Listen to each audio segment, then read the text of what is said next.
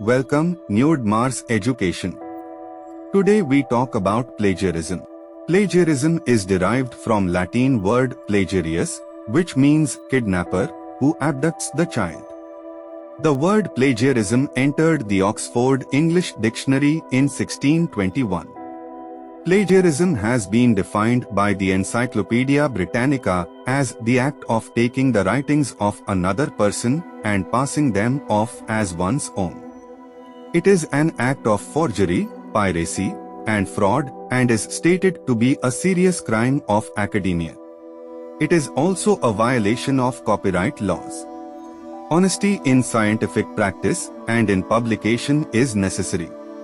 The World Association of Medical Editors, WAME, defines plagiarism as the use of others' published and unpublished ideas or words, or other intellectual property, without attribution or permission and presenting them as new and original rather than derived from an existing source.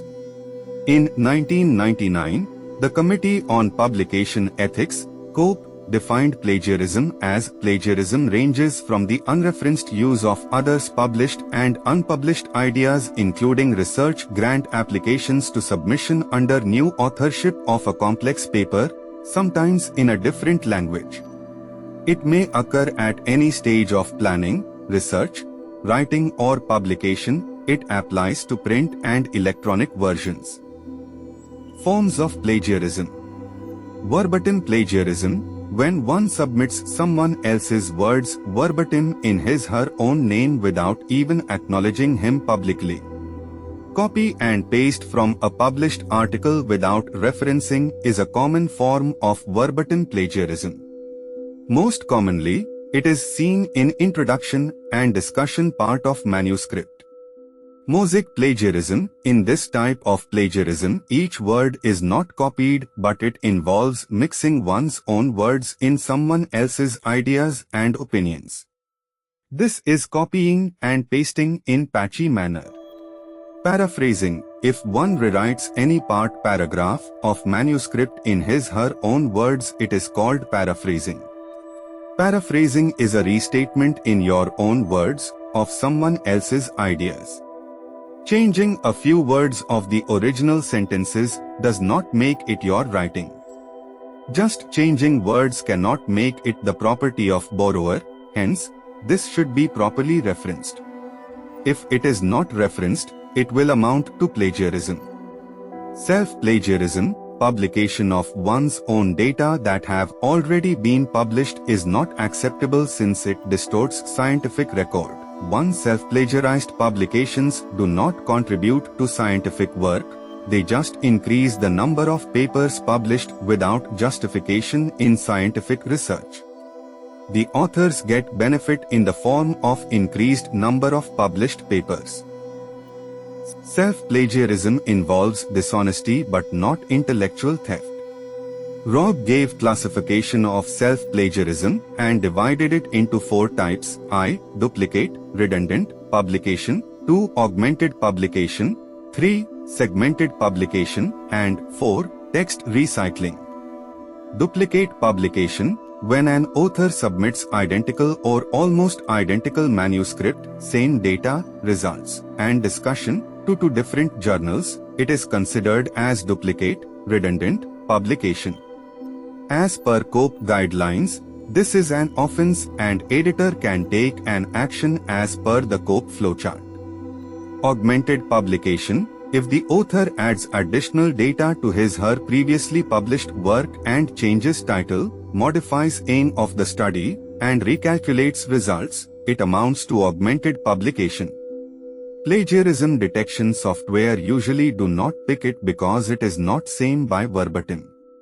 This self-plagiarism is as such technical plagiarism and is not considered with same strictness as plagiarism. The editor may consider it for publication in the following 3 situations: if author refers to his/her previous work, if methods cannot be written in any other form, and if author clearly states that new manuscript contains data from previous publication.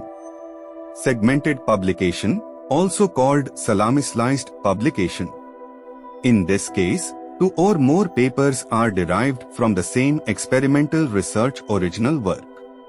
Salami-sliced papers are difficult to detect and usually are pointed out by reviewers or readers. The decision regarding such manuscript is again on editor's shoulder. The author must be asked to refer to his/her previously published work and explain reasonably the connection of the segmented paper to his/her previously published work. Text recycling: if the author uses large portions of his/her own already published text in his/her new manuscript, it is called text recycling. It can be detected by plagiarism software. It can be handled as per the COPE guidelines. Cyber plagiarism: copying or downloading in part or in their entirety articles or research papers and ideas from the internet and not giving proper attribution is unethical and falls in the range of cyber plagiarism. Image plagiarism: using an image or video without receiving proper permission or providing appropriate citation is plagiarism. Images can be tampered on support findings, promote a specific technique over another to strengthen the correctness of poorly visualized findings, remove the defects of an image and to misrepresent an image from what it really is. How to detect plagiarism? It is generally difficult to detect plagiarism, but information technology has made available few websites which can catch plagiarism. Few of them are www.ethical.com, www.turnitin.com, www.plagiarism.org, etc. Besides this, learned and watchful reviewers and readers can detect it due to his/her familiarity with published material in his/her area of interest. How to avoid plagiarism? Practice the ethical writing honestly. Keep honesty in all scientific writings. Crediting all the original sources. When you fail to cite your sources or when you cite them inadequately, you commit plagiarism, an offense that is taken extremely seriously in academic world and is a misconduct. Some simple do's and don'ts are outlined.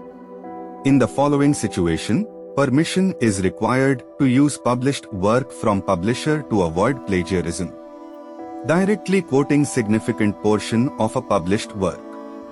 How much text may be used without approaching publisher for permission is not specified.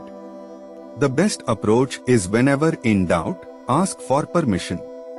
Reproducing a table. Reproducing a figure image. How to deal with plagiarism? Plagiarism is considered academic dishonesty and breach of ethics. Plagiarism is not in itself a crime but can constitute copyright infringement. In academia, it is a serious ethical offense. Plagiarism is not punished by law but rather by institutions.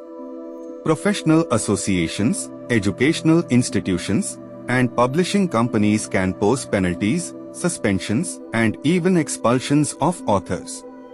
As per the COPE guidelines, if editors suspect misconduct by authors, reviewers, editorial staff, or other editors, then they have a duty to take action. This duty extends to both published and unpublished papers. Editors first see a response from those accused. If the editors are not satisfied with the response, they should ask the employers of the authors, reviewers, or editors or some other appropriate body to investigate and take appropriate action. If the editor is satisfied that the act of plagiarism has taken place, minimum he should do is reject the manuscript if it is in different stage of editorial process and retract if it is already published. To conclude, we must increase awareness about plagiarism and ethical issues among our scientists and authors. We must be honest in our work and should not violate copyright law. There should be serious steps against authors, which should bring disrespect to author and even loss of his academic position. We will end it by quote of Albert Einstein. Many people say that it is the intellect which makes a great scientist. They are wrong, it is the character. If you want to watch more this type of video watching, please like and subscribe. Thank you.